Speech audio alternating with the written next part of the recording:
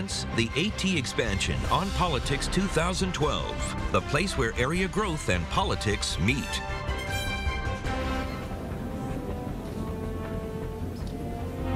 November elections is to pass one of the plans, right? Welcome back, everyone, to our ATX Expansion on Politics 2012 Town Hall. We want to take a look at an issue now that's affecting many Texans this election season. You know that once a decade, to adjust for population changes, our state lawmakers redraw the voting districts. And this election, it's that time again, so you'll want to check twice before you head out to the polls and consider the person representing you in government. They make the decisions that, of course, affect your health, your children's education, and, of course, your money. Josh Hinkle has more.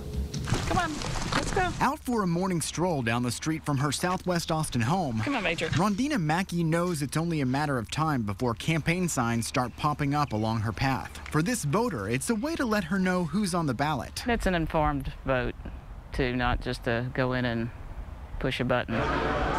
But state lawmakers just went through the redistricting process and shook things up for Rondina. Now she'll have to vote in a new House district. Map makers drew new lines right through the middle of her neighborhood. Some are in the old House District 47, while others like Rondina are in the new House District 48. Here's a better look at the split in that area. Last election, it looked like this. Now it looks like this, two different districts. In fact, 25% of the entire county's population had to switch House districts as borders changed to this from this. I would structure our government priorities. Rondina's new district is the most different. HD 48 has a population where 60% of the people are new. It has shifted to being a more democratic district. It's actually a little younger. Democrat Donna Howard, the incumbent, knows how important reaching those fresh faces will be. She won her last election by just 4 votes. You need to be out talking to the community, making sure that the constituents know who you are. She and her Republican rival Robert Thomas are dealing with a much more urban district now anchored in the South. You do have to figure out a way to be able to touch all those people in that dense area. Rondina says so far she isn't familiar with either candidate, and to win her vote, she's going to have to get to know them first. So do you think there's going to be an increase in the robocalls and the leaflets? In Southwest Austin, Josh Hinkle, KXAN News.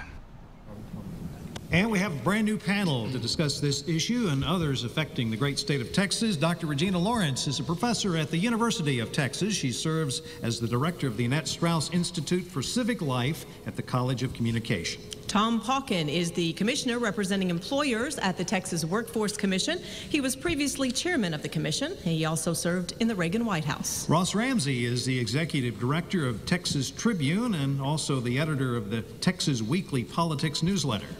And Jason Stanford is an author and syndicated columnist. He founded Stanford Campaigns, a leading Democratic opposition research firm.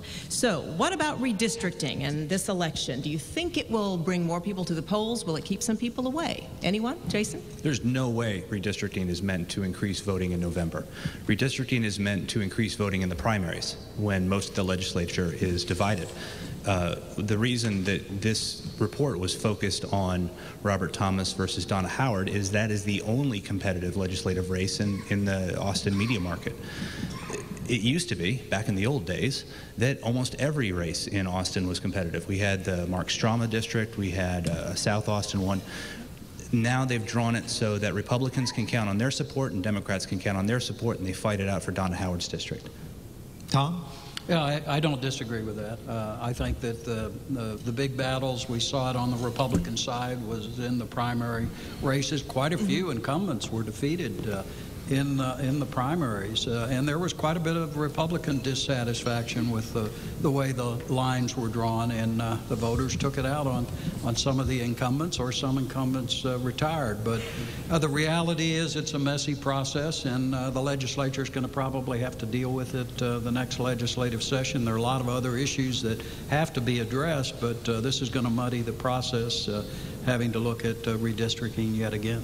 Yes, more to come. Ross? 135 to 140 of the 150 House districts were decided in the primaries. We only have about a dozen races statewide that are still up for grabs. And so what you get when you get to the legislature is the most Republicans and the most Democrats, and you kind of throw them in and Yeah. We wonder why they fight. Yeah, Leslie, when you introduced this topic, you said that the legislature, I thought you said the legislature redraws districts once a day.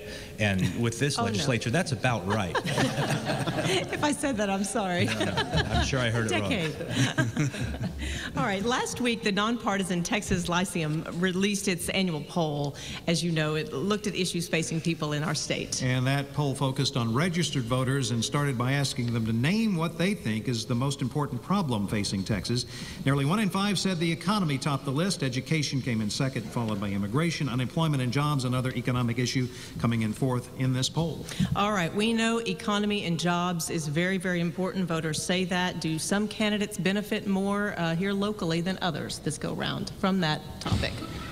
Well, I think that it's clearly going to, let's look at the national picture first. I think clearly if Mitt Romney can continue to doing what he did in the first debate, that there's a clear difference between the Romney approach, understanding that government doesn't create jobs, only the private sector does, and you've got to grow the private sector, that he stands a good case of a good chance of turning this race around. I think it's tightened up, and the key is who frames the debate. And quite frankly, early on, the Obama campaign focused on making Mitt Romney the individual the issue, and now it's as it becomes more an issue over how to grow the economy. We've got a stagnant economy nationally. Texas continues to do very well, but that's an exception rather than the rule. Then I think that this race is going to go down to the wire. Regina?